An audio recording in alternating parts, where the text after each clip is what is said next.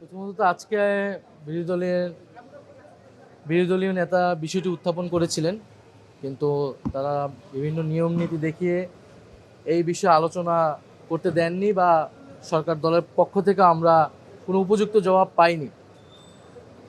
সরকার দলের পক্ষ থেকে ট্রেজারি বেঞ্চ থেকে স্বরাষ্ট্রমন্ত্রী উনি একটা বক্তব্য দিয়েছেন, যেখানে জুলাই সনদ বাস্তবায়ন যে আদেশ, সেই আদেশকে উনি অবজ্ঞা করেছেন, আদেশটাকে নিয়ে প্রশ্ন তুলেছেন সংসদে, যেটা আসলে উনি পারেন না।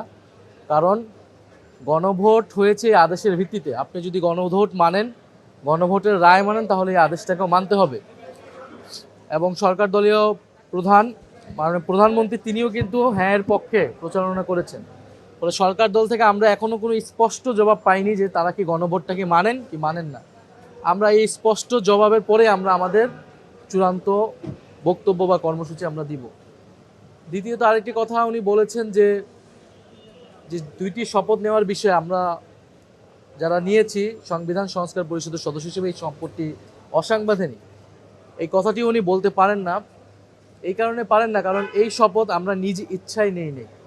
আমাদেরকে নির্বাচন কমিশন থেকে চিঠি দেওয়া হয়েছে এবং 300 জন 297 জন এমপিকে চিঠি দেওয়া হয়েছিল এবং নির্বাচন কমিশনার স্বয়ং এই শপথ করিয়েছেন। ফলে এই শপথটাকে যদি অসাংবিধানিক বলা হয়, তাহলে নির্বাচন কমিশন এবং প্রধান নির্বাচন কমিশনারকেই সংবিধানের বিরুদ্ধে দাঁড় করিয়ে দেওয়া হচ্ছে। নির্বাচন কমিশনার কিন্তু একটি সাংবিধানিক প্রতিষ্ঠান, তার কার্যক্রম, তার উদ্যোগকে আপনি অসাংবিধানিক বলছেন। বরং তারাই গণভোটের যে এই রায়ের পরেও, গণরায়ের পক্ষে আসার পরেও তারা শপথ নেয়নি এবং মনে হচ্ছে যে সংসদ সেটিকে এড়িয়ে যাওয়ার এক ধরনের চেষ্টা হচ্ছে। আমরা আজকে বক্তব্য পাইনি, কিন্তু আমরা ঈদের পরে তাদের সংসদে তাদের বক্তব্যটা আমরা শুনে আমরা আমাদের অবস্থান জানাবো যে তারা কি গণভোট মানে কি মানে না। সংসদ একটা আমাদের কার্যক্রমের একটা জায়গা, রাজপথ বা আমাদের রাজনৈতিক জায়গাটা আরেকটা জায়গা। তো সেই জায়গায় কিন্তু আমাদের অবস্থান, আমাদের কর্মসূচি, বক্তব্য সেগুলো চলমান থাকে। নাহিদ ইসলাম, একটা বিষয় হচ্ছে জুলাই সনদকে নিয়ে স্বরাষ্ট্রমন্ত্রী বলেছেন যে এটা এমন একটা বিনিয়োগ, এটা কিন্তু নিউট্রাল জেন্ডার বলেও তিনি বলেছেন।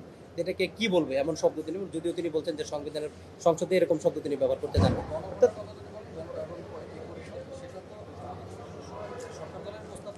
এগুলো সবই মীমাংসিত বিষয় ছিল। এমন না যে এই আলোচনাটা আজকে হুট করে এসেছে, এমন না এই জিনিসটা চাপিয়ে দেওয়া হয়েছে। অনেকেরই সমালোচনা ছিল গণভোটের আদেশ নিয়ে, আমাদেরও ছিল।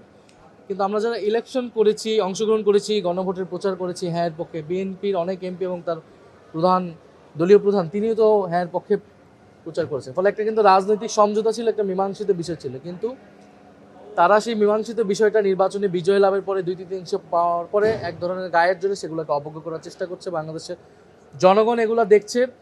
90-এর গণ অভ্যুত্থানের পরে ত্রিদলীয় জোটের রূপরেখাতে সবাই সম্মত হওয়ার পরে কিন্তু এই বিএনপি সরকার গঠনের পরে সেটাকে অবজ্ঞা করেছিল, সেই প্রতিশ্রুতি তারা মানেনি এবং তার ফলাফল হয়েছিল তারা কিন্তু বেশি দিন সংসদীয় রাজনীতিতে থাকতে পারেনি, বাংলাদেশ থাকতে পারেনি, বাংলাদেশ ফ্যাসিবাদের দিকে যেতে হয়েছিল। ফলে সেই ইতিহাস থেকে তারা কি শিক্ষা নিবে নাকি তারা ইতিহাসের পুনরাবৃত্তি করবে, এটা তাদেরকে সিদ্ধান্ত নিতে হবে। সংবিধানে তো এখন অনেক কিছুই নাই বা অনেক কিছুই আছে যেটা এই সরকার কিন্তু করছে না।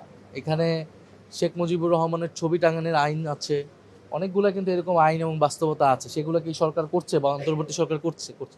ফলে এই পুরো সময়টাকে আমরা কিন্তু এর আগে বলেছি, অন্তর্বর্তী সরকার, ঐকমত্য কমিশন, এই নির্বাচন, এই সরকার সব কিছুকে সংবিধান দিয়ে ব্যাখ্যা করা সম্ভব না।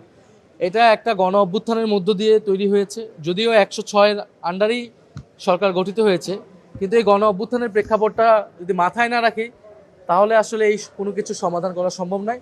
ফলে আমরা মনে করি যে গণ অভ্যুত্থান হচ্ছে সংস্কারের বৈধতা, এই অন্তর্বর্তী সরকারের বৈধতা এবং এই নির্বাচনের বৈধতা। সংবিধান অনুযায়ী তো এই নির্বাচন এই সময় হওয়ার কথা ছিল না। ফলে সংবিধান অনুযায়ী অনেক কিছুই হয়নি। পরবর্তীতে এই সংসদে এসে সেটা রেটিফাই হওয়ার কথা ছিল, সকলের রাজনৈতিক একটা সমঝোতার মধ্যে দিয়ে সব কিছু আগানোর কথা ছিল। তো সেই সমঝোতা যদি সরকার দল বিনষ্ট করার চেষ্টা করে, তাহলে তো জনগণ তার বিরুদ্ধে দাঁড়াবে, আমরা মনে করি, এবং আমরাও তার বিরুদ্ধে দাঁড়াবো।